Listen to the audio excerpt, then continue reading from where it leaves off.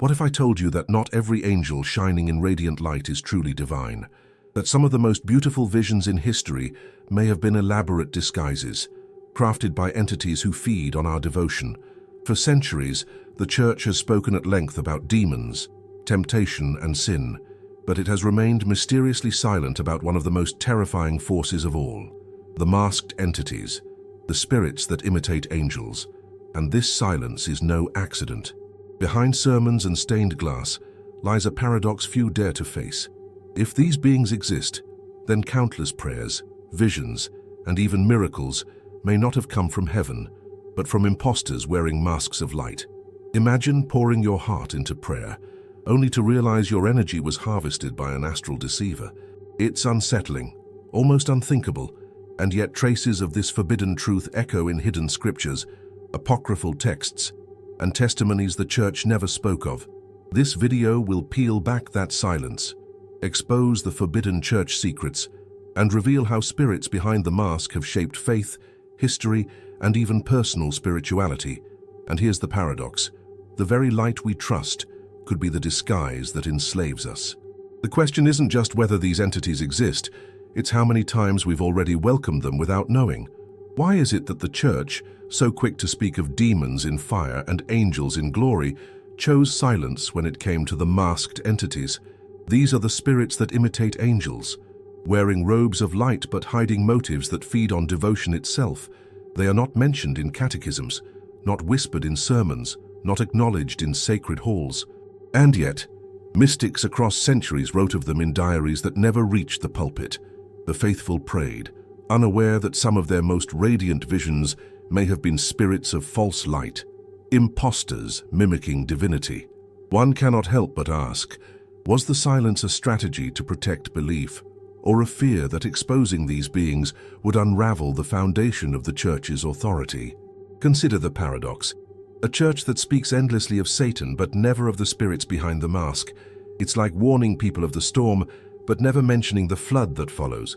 False angels revealed in secret writings were too disruptive for liturgy. Imagine how faith would shatter if believers learned that some of their visions could be terrifying angel impostors, cloaked in beauty, harvesting trust. The omission begins to look less like oversight and more like design, a careful avoidance, as if naming these spirits would give them the very recognition they hunger for.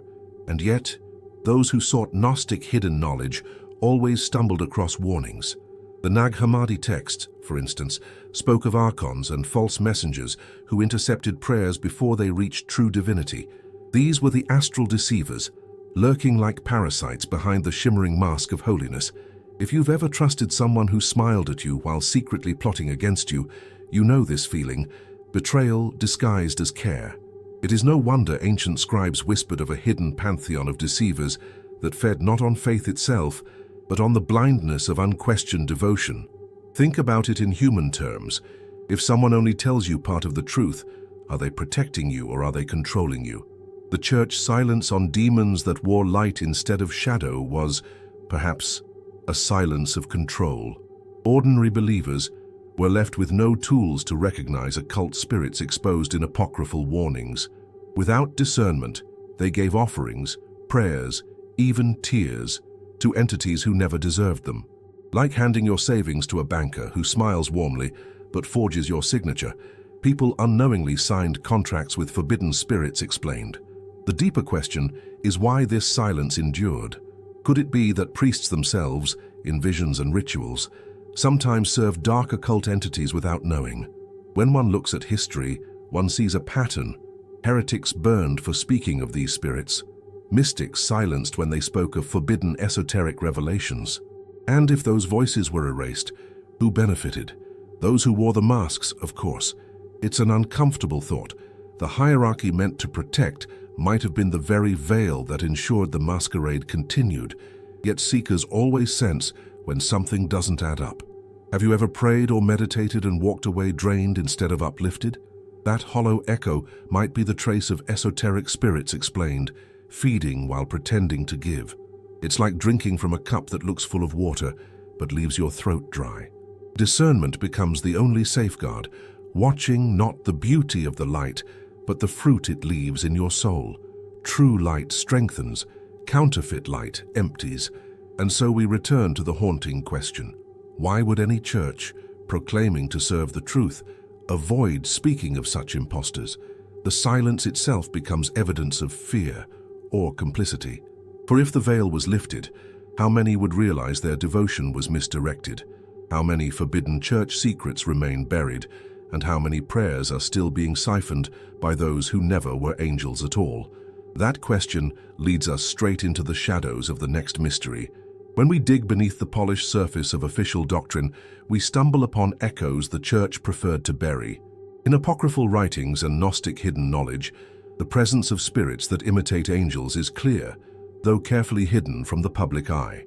These ancient manuscripts speak of false angels revealed only to those who dared look beyond the sanctioned texts. Imagine being a scribe in the desert, preserving words the hierarchy labeled forbidden, knowing that these words held keys to recognizing astral deceivers. Each passage, like a candle flame in the dark, risked being snuffed out by the powerful who feared what illumination might bring. Take, for example, the Gnostic scriptures unearthed at Nag Hammadi. They describe archons and false messengers, entities draped in radiant brilliance, seeking to enslave humanity through illusion. Unlike the tidy categories of heaven and hell we're taught, these writings paint a landscape crowded with dark occult entities, a hidden pantheon of deceivers operating in the liminal spaces between. It's unsettling, isn't it? The church canonized texts that fit a narrative of control, while the ones that spoke of masks and illusions were branded heresy, buried in caves, or burned in fire. And it wasn't just the Gnostics. Early mystics and Hermetic authors warned of spirits of false light, cleverly weaving themselves into prayers and visions. They called them borrowed lights, like mirrors reflecting the sun but lacking its warmth. These esoteric spirits explained a deeper truth. Not all that shines is sacred. Think of modern counterfeits, luxury goods that look authentic but crumble after a few weeks. The ancients saw the same deception in the spirit realm. What glitters can mislead, and what misleads often drains the soul.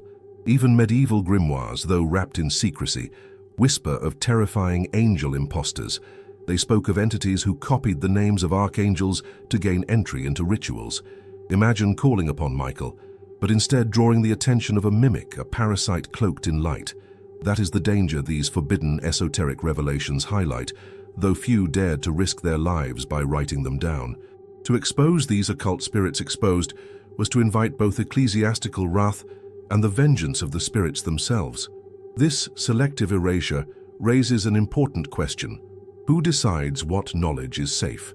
When the church silenced mention of forbidden spirits explained, it also stripped seekers of tools for discernment. Without the ancient warnings, the faithful became vulnerable, unaware that their prayers might be intercepted. The church never spoke of these nuances, but the scrolls that survived speak loudly enough. They carry the smell of smoke and secrecy, testifying to battles between truth and authority. Have you noticed how history often repeats itself? Just as modern media censors uncomfortable truths, ancient councils censored mystical warnings. The apocryphal authors, much like today's whistleblowers, risked everything to record the presence of spirits behind the mask. Their writings remind us that silence is not absence, it is suppression. The forbidden church secrets of old echo in every missing page, every burned manuscript, every preacher who dared not say what he knew. And so, the shadows remain, preserved in fragments and whispers, waiting for seekers who refuse to settle for half-truths. If ancient texts could be erased once, what else has been hidden since? How much of what we call divine authority is built not on truth, but on careful omission? This trail of secrets doesn't end here. It leads us deeper into the very mechanics of the mask itself. The mask, so often dismissed as a simple metaphor, is, in truth, a tool of frightening precision. These masked entities don't merely hide behind illusion, they wield the mask as a form of spiritual technology, a device that allows them to cloak themselves in light while feeding in shadow. Imagine someone wearing a mirror as a face. It reflects back exactly what you long to see. That's how spirits that imitate angels operate. They project beauty, comfort, and authority, so convincing that prayers and offerings flow naturally toward them. But behind the brilliance lies a hollow hunger. This is how the spirits behind the mask thrive, turning human devotion into fuel. Think of it like stage magic. To the audience, the magician pulls doves from thin air. Behind the curtain, mechanisms and misdirection create the illusion. These terrifying angel imposters are the ultimate illusionists of the astral realm. They cloak themselves with names borrowed from true messengers, mimicking light to manipulate human trust. Ancient mystics spoke of these masks as vibrating shells of radiance, designed to deceive. In this sense, the mask is not cloth or paint, but an energetic architecture, esoteric symbolism explained through lived encounters rather than theory. What makes this spiritual technology so effective is its ability to imitate resonance. Just as an instrument can be tuned to mimic the sound of another, these astral deceivers tune themselves to frequencies of holiness. When seekers call on divine presence, the imposters slip into that call, answering with counterfeit visions. It's like dialing a trusted friend's number, only to have an impersonator answer the phone. The church never spoke of this mechanism, though mystics outside the canon described it plainly in their warnings. The mask also serves as a filter. By presenting themselves as radiant, these spirits of false light redirect devotion away from its intended source. They collect prayers, intentions, even confessions, turning them into nourishment for their own survival. One might think of it as spiritual piracy, like someone intercepting your bank transfer before it reaches the account you meant to bless. The hidden pantheon of deceivers thrives by rerouting the sacred toward themselves, leaving the seeker drained and confused. Consider how dangerous this becomes for those without discernment. To an untrained eye, the mask shines brighter than truth itself. People leave encounters believing they've touched heaven, when in fact they've been entangled with occult spirits exposed only to those willing to look past appearances. This is why the ancients insisted that true divinity doesn't need to demand your trust. It reveals itself naturally. But masks beg for attention. They demand recognition. They intoxicate with false brilliance. That's the telltale sign of forbidden spirits explained. I've often compared this to counterfeit medicine. You take a pill that looks like the real thing, hoping for healing, but instead you're poisoned slowly. These dark occult entities operate in the same way, offering counterfeit blessings that corrode over time. Some mystics recorded that after basking in the glow of a false angel, their lives collapsed into despair. The initial light left a shadow that lingered. It is these stories that point to the mask as more than metaphor. It's an engineered deception, perfected through ages. And here's the paradox. If the mask is a spiritual technology, who designed it? Were these entities always imposters? Or did they learn from higher intelligences, perhaps fallen ones? The question lingers, unsettling and unresolved. But one thing is certain, the mask is no accident. It is strategy, precision and design, pointing to a deeper fear the church itself never dared to name. And it is here, in that silence, that we begin to see not just the mask, but the reason it was ignored. If the existence of masked entities was known to mystics, why did the church choose silence? History shows us councils that debated endlessly over the nature of Christ, the Trinity, and sin, yet not a single official word was spoken about spirits that imitate angels. This wasn't ignorance, it was a mission. Leaders feared that acknowledging spirits behind the mask would unravel the sacred order they worked so hard to protect. Imagine the chaos if believers realized that even priests could unknowingly invoke terrifying angel imposters during rituals. Faith in the hierarchy would collapse overnight, and with it, the authority of the church itself. Think of it like a monarchy, hiding the fact that the crown jewels are fake. If people knew, their reverence would evaporate. By suppressing these forbidden esoteric revelations, the church preserved the illusion of stability. Some theologians hinted at the danger in cryptic notes, but these warnings never reached the pulpit. The risk was too great. If occult spirits exposed the masquerade, even sacraments could be questioned. How could the faithful trust that baptism, confession, or Eucharist weren't feeding dark occult entities disguised as angels of light? It wasn't just fear of confusion, it was fear of exposure. Councils and inquisitions often silenced mystics who dared speak of esoteric spirits explained. The official narrative painted them as heretics, not because they were wrong, but because they were inconvenient. Imagine a doctor who discovers that the hospital's medicine is counterfeit. Instead of reform, and he's expelled. because the institution values reputation over truth. That's exactly what happened to those who dared write of archons and false messengers. But let's not forget, fear isn't always cowardice. Sometimes it's strategy. By withholding mention of these spirits of false light, the Church maintained control. It allowed faith to remain simple, digestible, unquestioning. Yet, in doing so, they condemned generations to vulnerability. People prayed with open hearts, unaware that their offerings could be intercepted by astral deceivers lurking in the silence. The Church never spoke because speaking would mean empowering the flock to discern, and power, once given, cannot be taken back easily.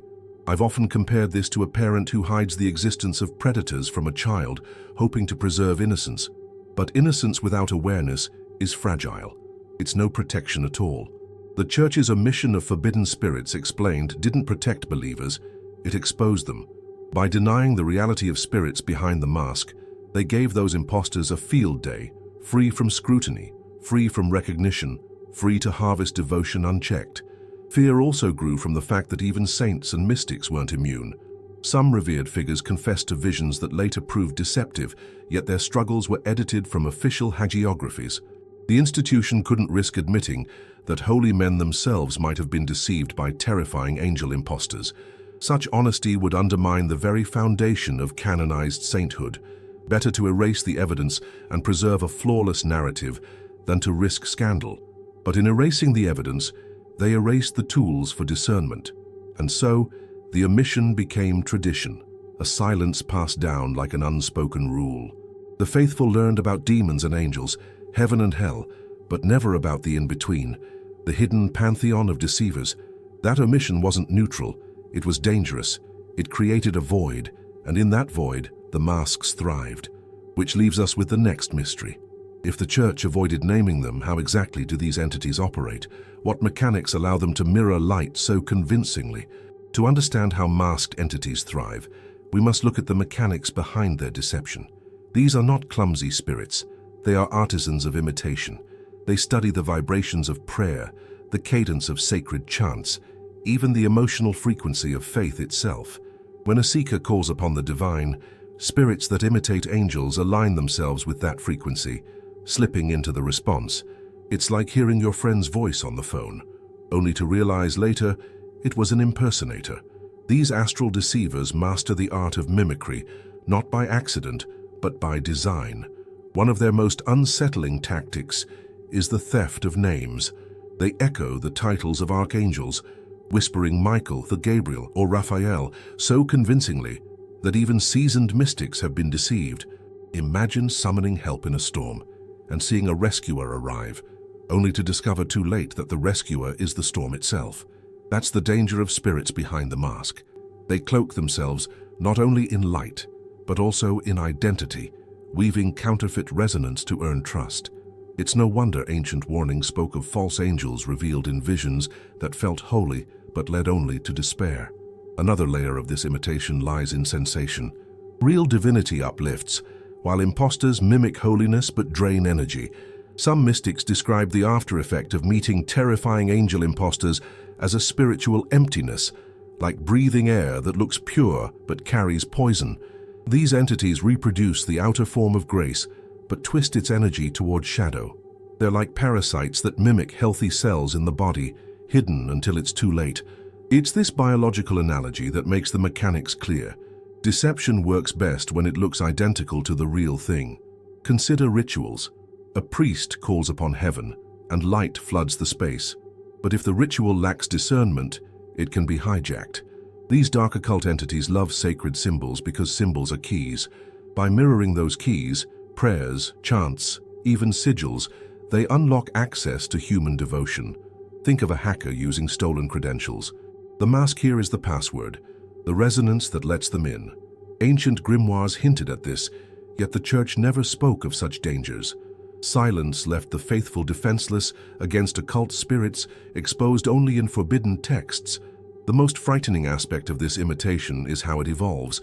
Just as viruses mutate to bypass medicine, these spirits of false light adapt to new prayers, new languages, new rituals. What deceived a monk in the desert may not be the same as what deceives a modern seeker, but the mechanics are identical. They listen, they reflect, they mirror. That is why they are sometimes called the borrowed lights, shining with energy they never produced. It is a theft disguised as blessing, and here lies the subtle trap. Seekers often mistake familiarity for truth. If a vision feels familiar, they assume it is divine. But the mechanics of imitation are built precisely on exploiting that instinct. These forbidden spirits know that humans trust repetition, so they repeat the forms of holiness until belief is secured.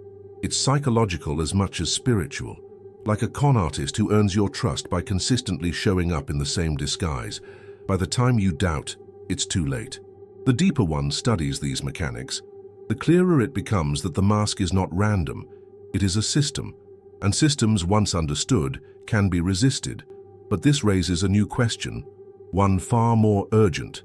If imitation is so perfect, how can we recognize their fingerprints?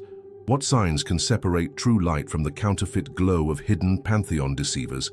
That mystery takes us into the subtle warnings, the clues left behind when the mask slips. Every deception leaves behind traces, and the same is true for the masked entities. Though their disguises shimmer with light, the aftermath exposes them. One of the most telling signs is the feeling of emptiness. True encounters with the divine leave the soul expanded, refreshed, alive.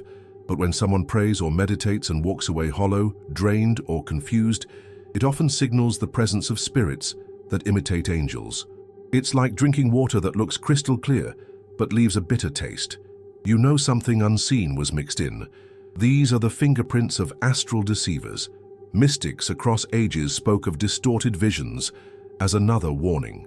When an angelic figure appears radiant, but its message feels contradictory, manipulative, or strangely self-serving, that is a mark of the spirits of false light. Real messengers never demand worship, never insist on blind obedience. But these imposters often do, cloaking control in holy words. Think of a friend who suddenly pressures you into choices that don't feel right. That gut resistance is the same alarm bell seekers feel when facing terrifying angel imposters. Hollow revelations are another clue. Sometimes visions from occult spirits exposed dazzle the senses with symbols and light, yet fade into nothing when tested. They lack depth, like a story that captivates for a moment but collapses when you search for meaning. The church never spoke of this distinction, but mystics who lived it knew the difference. True revelations bear fruit in action and character, while counterfeit ones leave seekers restless, addicted to more visions that never satisfy. Prayers that weaken instead of uplift may be the clearest evidence of all. Devotees sometimes confess that after long sessions of devotion, they feel more anxious, more fragmented, even ill.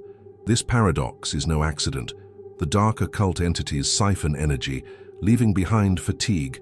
It's the same pattern seen in toxic relationships. You pour love in, but instead of growth, you are drained.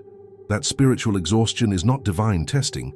It's the harvest of forbidden spirits explained, feeding under the mask of sanctity. Other subtle signs can manifest physically.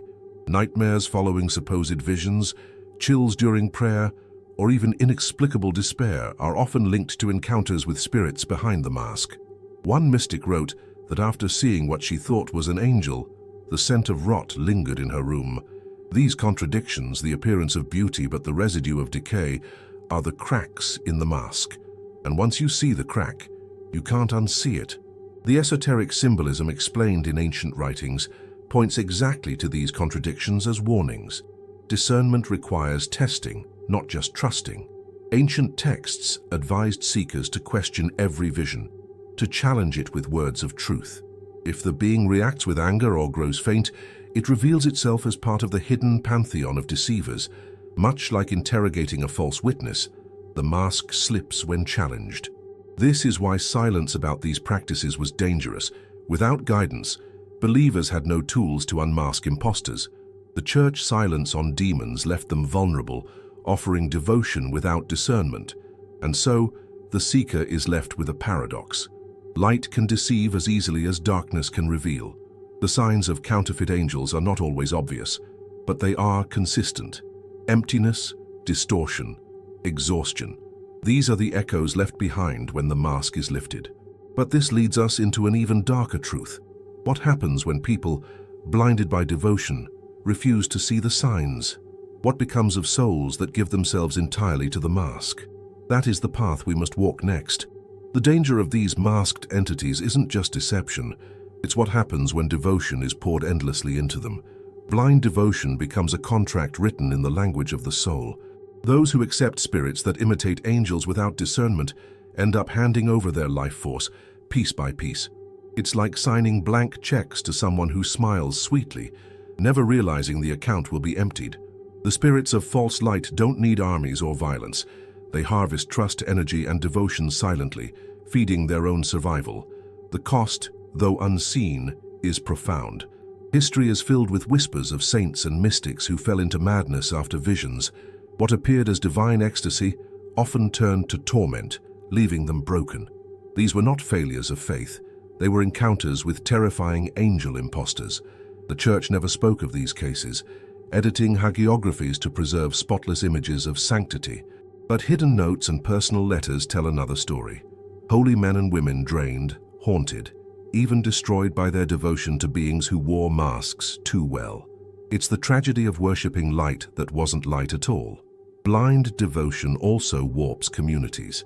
When leaders are deceived by spirits behind the mask, entire groups follow suit, channeling prayers and offerings into shadows. It's not unlike a nation following a false prophet, believing prosperity is near while being led into ruin. These collective harvests empower the hidden pantheon of deceivers far beyond individual encounters. They grow strong through organized faith, especially when cloaked in authority. That is why the Church silence on demons of this kind is so alarming. It allowed entire generations to unknowingly fuel the masquerade. On a personal level, the consequences often manifest as despair. People who once felt alive in their faith slowly collapse into exhaustion, confusion, or obsession. They chase visions, desperate for the light they once saw, not realizing they're feeding astral deceivers who dangle illusions like bait. It's similar to addiction. The more you seek the high, the more it consumes you, until nothing else matters. These occult spirits exposed use devotion as their drug, and humans become both supplier and victim in the same exchange. Another effect is disconnection from true spiritual growth. When someone binds themselves to forbidden spirits explained, their path of wisdom halts. They may appear holy outwardly, but inside, their spirit is stagnant. It's the equivalent of watering a plastic plant. It looks cared for, but it never grows. The mask keeps seekers trapped in cycles of imitation, never progressing toward genuine enlightenment. And this stagnation isn't neutral.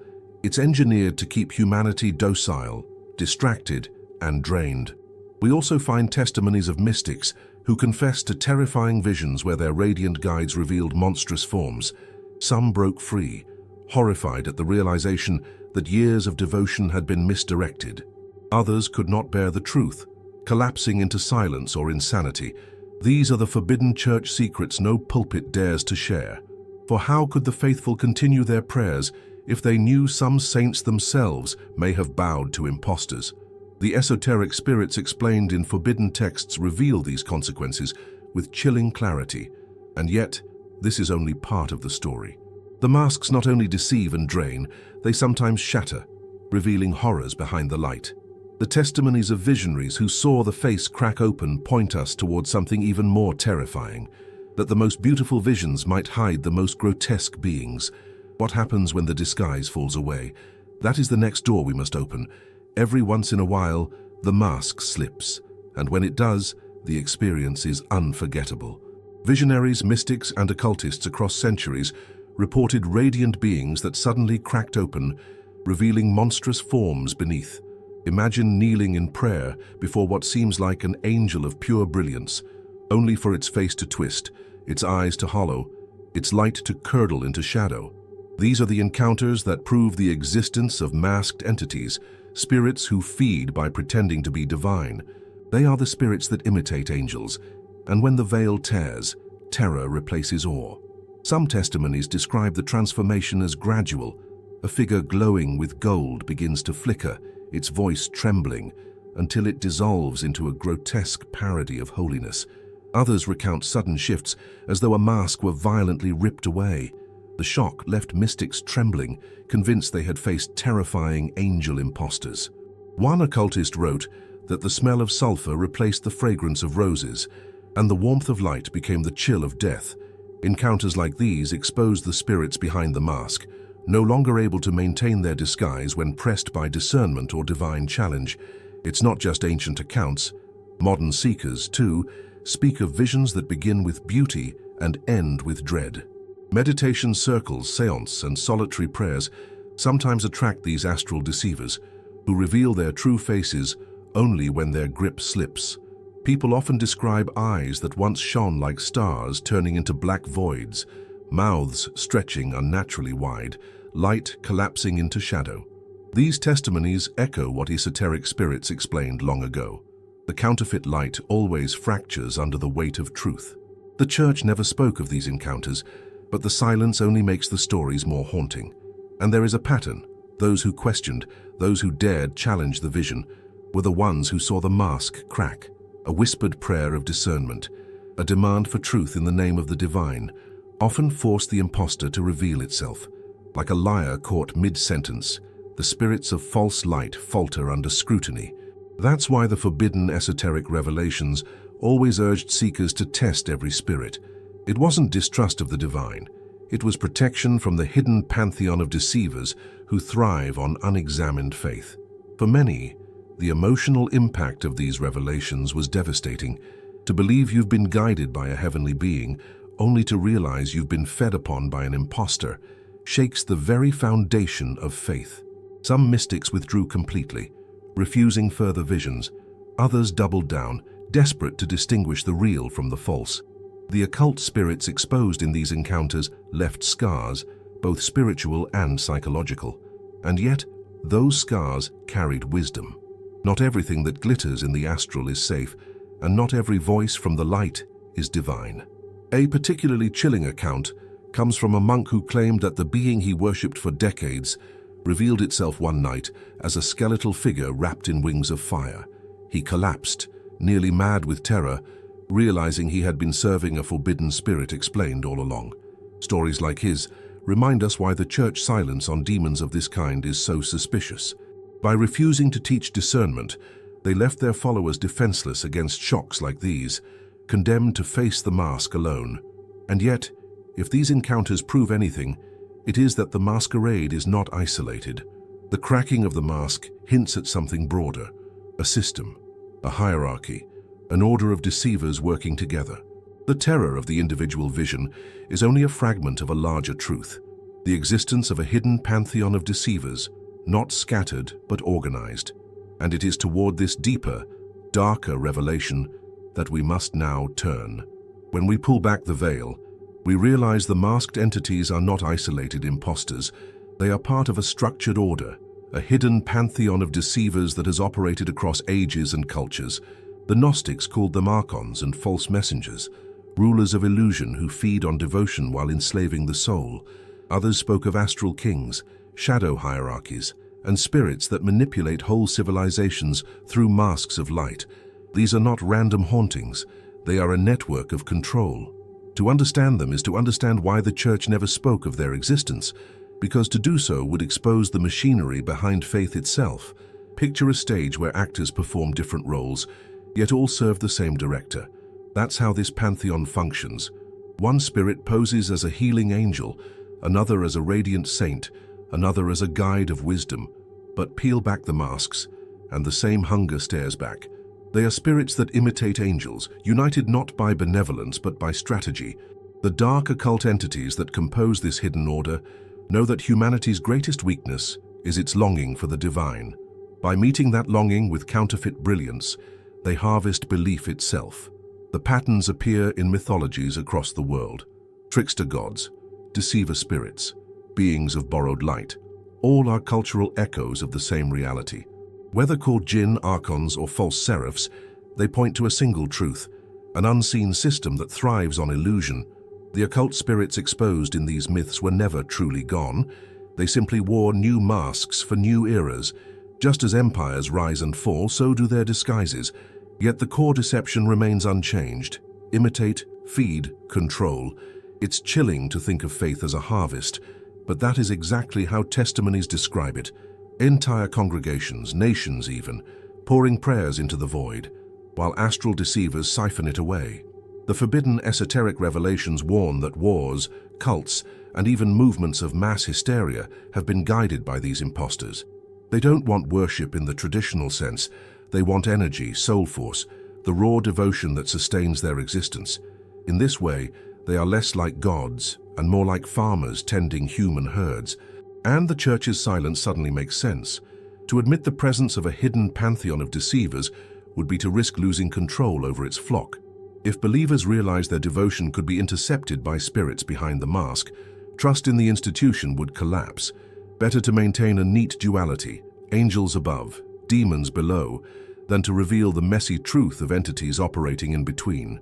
This omission preserved hierarchy, but betrayed seekers, leaving them defenseless in the face of terrifying angel imposters. But the signs of their influence are everywhere. Hollow prayers, drained worshippers, leaders who rise and fall under mysterious circumstances, threads of manipulation woven by unseen hands. The esoteric spirits explained in forbidden texts point to these patterns, yet mainstream faith insists they don't exist. Silence is the perfect cover for deception. For if no one is taught to look for the mask, who will notice when the mask slips?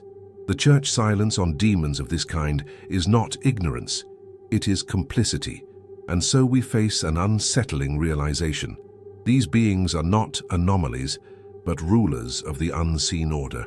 They are kings of illusion, feeding on devotion like shadows feasting on light. Which brings us to the final reflection, the initiatic truth hidden in plain sight. If true light never needs a mask, then what does it mean that humanity worships so many masked figures? That is the question waiting beyond the veil. At the end of this labyrinth of shadows, the greatest lesson emerges. True light needs no mask. The masked entities reveal themselves not just through their tricks, but through the very necessity of disguise. Real divinity shines with an authenticity that cannot be counterfeited. It heals without draining. It uplifts without demanding. But the spirits that imitate angels always cloak themselves, because their essence cannot survive in the open. They are the ultimate reflection of illusion, beauty on the surface, emptiness underneath. And that paradox is exactly why the church never spoke of them. Acknowledging them would force every believer to ask uncomfortable questions about the nature of the light they follow. The initiatic path is not about blind faith, but about piercing appearances. To walk it is to recognize that spirits behind the mask will always try to confuse, manipulate, and distract. Yet discernment is possible. Ancient mystics taught that true light doesn't demand recognition. It simply is.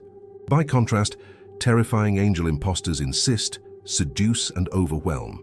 This difference, subtle yet unmistakable, is the key to freedom. When seekers learn to question, they stop feeding the hidden pantheon of deceivers that thrive on untested devotion. Think of it this way. A diamond never needs a label to prove its worth, but a fake always comes with flashy packaging. The same applies to the spiritual world. Esoteric spirits explained in forbidden texts remind us that authenticity is self-evident, while counterfeits rely on spectacle. The occult spirits exposed in apocryphal writings weren't revealed through dogma, but through lived encounters, through the courage of those who dared to look past the glow. That is the initiatic reflection. Truth is quiet. Deception is loud. The lesson also applies to everyday life. How many times do we trust appearances, only to be disappointed later? Whether it's relationships, leaders, or ideas, the principle is the same. What hides behind a mask rarely carries substance. This is why the ancients insisted that spiritual discernment is inseparable from practical discernment. Recognize the spirits of false light, and you begin to see the false lights in society too. Ideologies that promise liberation but deliver control. Leaders who promise safety but trade it for chains. The forbidden church secrets mirror the secrets of power in the world itself. But the reflection is not just cautionary, it's empowering. If humanity can see through the masks, the system of deception collapses. The dark occult entities lose power when devotion is withdrawn. The forbidden spirits explained in hidden texts weren't meant to paralyze seekers with fear, but to awaken them with clarity. True initiation begins when one realizes the mask is only effective if you agree to believe in it. Once belief is reclaimed, the masquerade ends. And so the final enigma remains. How many angels humanity worships are not angels at all? It's a question designed not to terrify, but to sharpen vision. Because behind every mask is an invitation to look deeper, to test, to discern. The esoteric symbolism explained by mystics was never meant for scholars alone. It was meant for every seeker who dares to ask, is this light true or is it borrowed? That single question changes everything, which leaves us standing at the edge of the veil, holding both the fear and the freedom of knowing. For if the mask can be pierced, then truth can finally be seen. But the mask has one last trick. It thrives in silence, in the refusal to question. And so the real challenge is not just to learn of these beings, it is to apply this knowledge, to live with discernment, and to refuse to be harvested ever again. And that path, well, it leads us into the next chapter of the seeker's journey. Now that you've seen how the masks operate, the question becomes personal.